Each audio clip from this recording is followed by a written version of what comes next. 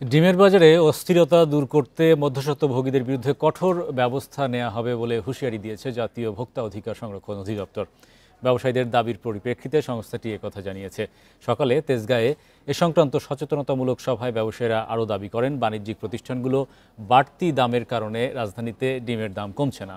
ভোক্তা অধিকার সংরক্ষণ অধিদপ্তরের সহকারী পরিচালক আব্দুল জব্বার মণ্ডল জানান, অন্তত 7 দফায় হাত বদলের কারণেই ডিমের দাম বেড়েই চলেছে।